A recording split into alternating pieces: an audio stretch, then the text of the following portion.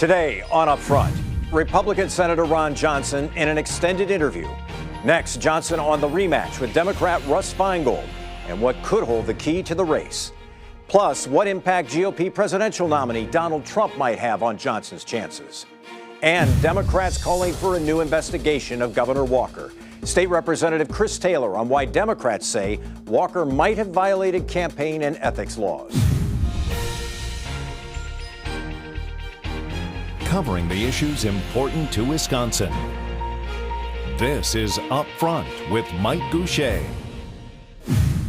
Hello again, everyone, and welcome to Up Front. Wisconsin's U.S. Senate race is one of the most watched races in the country. It's crucial for control of the U.S. Senate. The latest Marquette University Law School poll released in late September shows Democrat and former Senator Russ Feingold up 6 points over the Republican incumbent, Senator Ron Johnson. That's among likely voters. But Johnson's campaign believes the race is tighter. We're talking today about the November election and important policy matters with Republican Senator Ron Johnson. Senator, good to have you back on the program well, Mike, today. Glad to be here. So give me your sense of this race at this moment. Do you feel you're the underdog? Well, I think I am, but I think the race is closer. And let's face it, we've been out-resourced. Mr. Campaign Finance Reform, set up his 2 PACs, raised $10 million. Does that seem like a familiar figure? And basically spent that money on himself. And so we've had to kind of husband our resources. I think some of those polls were taken before some of our latest ads have come out, talking about the work I've done to try and reunite families that bring home those adopted kids from the Congo. And of course, our Joseph Project, which is just a wonderful story of how you actually help turn people's lives around. So I think when Wisconsinites really focus on the race, when they see that I've actually accomplished something, not only have I traveled tirelessly around the state, listened to Wisconsinites, I've taken action. And I put myself in a position to actually accomplish things. As chairman of the committee, Mike, it's pretty unusual for a first-term senator to be a committee chairman of a full standing committee of the Senate. Senator Feingold never was one, and that chairmanship is key because you can really accomplish things from that position. We'll talk about a few of the issues that you've seen as chair in just a moment, but I want to get a sense. I hear you saying maybe you're at the point of the campaign now where you're going to start to draw even a starker contrast between you and the former Senator Russ Feingold. Well, sure. I mean, you take a look at, he's a career politician, 34 years in politics. Literally, what did he ever accomplish?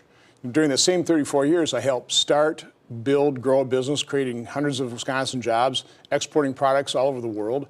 And then in my very short period of time, once I became a citizen legislator, U.S. Senator, become chairman of the Senate Committee on Homeland Security and Government Affairs, and I've got a real record of accomplishments. Senator Feingold has one high-profile failure, campaign finance reform. A lot of it ruled unconstitutional. I've got dozens of accomplishments. Helped the construction or made possible the construction of the Stillwater Bridge. Working on broadband up in northwest Wisconsin. It was my amendment that allowed broadcasters to petition the FCC to have their signal carried on the satellite so that folks in northwestern Wisconsin don't have to watch Viking games, they can actually watch Packer games. So that's just a very brief overview. Chairman of Homeland Security passed 83 pieces of legislation, 28 have been signed into law. And Mike, they're not the kind of bills that grow government. They actually make government a little more efficient, a little more effective, a little more accountable. So Russ Feingold on this program essentially said that you're a guy who, you're a CEO and you don't listen. That people out there in the public are telling you they've got problems with student debt, they need a boost in the minimum wage, and that you're not hearing them. What's your response to that? I don't know what he's talking about, and neither does he. No, I've traveled the state tirelessly. I've listened, and that's why I've gotten these results. Early on in my Senate term, found out that we had that transportation problem between Wisconsin and Minnesota, and that the Stillwater Bridge had languished for decades in a very bipartisan fashion. Reached out, worked with Senators Klobuchar, Franken, and Cole, and we got the waiver for the Wild and Scenic Rivers Act, and that bridge has been under construction. It's about almost completed. So there's just one example. So now, again, Senator Feingold, career politician, he can lay, and he does lay out every charge, and let's face it, they're not true. They're false.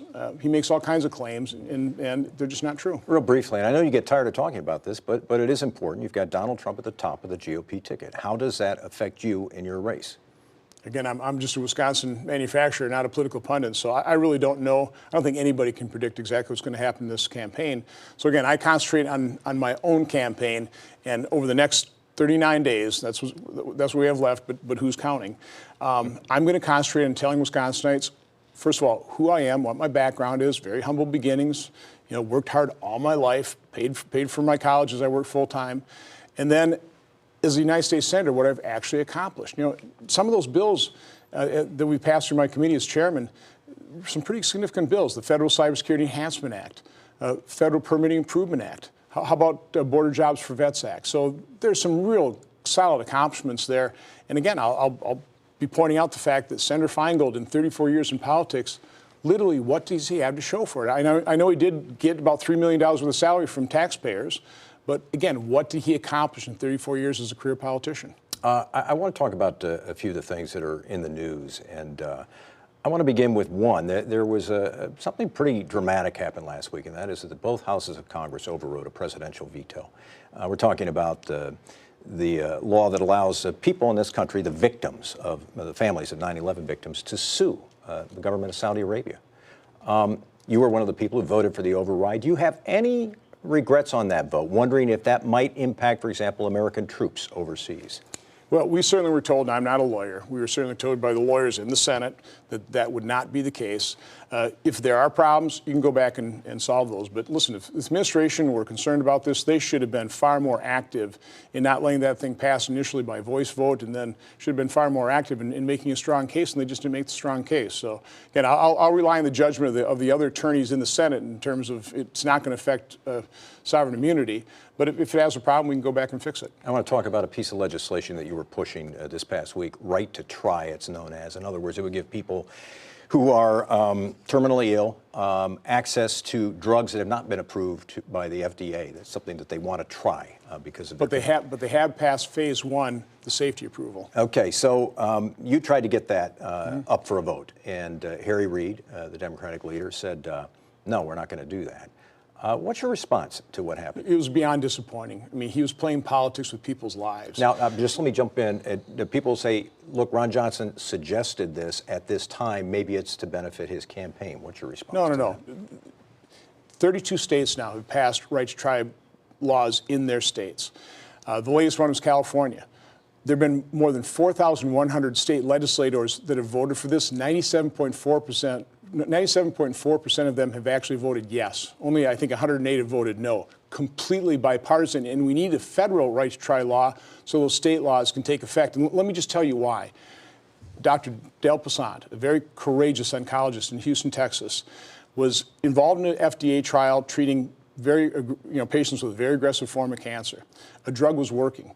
He was butting up against his 150 patient limit. And so he petitioned the FDA to allow him to treat another 78 patients. Guess what the FDA said? No. Fortunately, Texas has a right to try law. But again, you don't have the protections of a federal right to try law. Dr. Del Passant courageously decided to put his career on the line. And he treated those 78 patients. They're alive today, Mike, because he had that courage. Had he not begun treating them, they'd be dead. And so what Senator Harry Reid did, he played politics with people's lives. The fact that we don't have this federal law will cost Americans their lives. And you say he did that to what? So that you could not have a piece of legislation you could point to in a re-election bid? I believe so. He's done that a number of times. I had my Dr. Christopher Kirkpatrick Whistleblower Protection Act. Again, completely bipartisan, passed my committee unanimously, really addressing some of the problems at Toma in terms of retaliation against whistleblowers. Otherwise, these things would have been known at Toma. Tragedies could have been prevented. I did everything I could to help Senator Tammy Baldwin's Jason Simkusky bill pass. I could have blocked that. I wasn't going to play politics. Harry Reid blocked it. He played politics. And again, these are real problems that I'm providing the solutions, and quite honestly, that also could cost Americans or veterans their lives. We're going to take a quick break. We'll continue our conversation with Senator Ron Johnson. We'll talk a little bit about trade when we come back. Stay with us.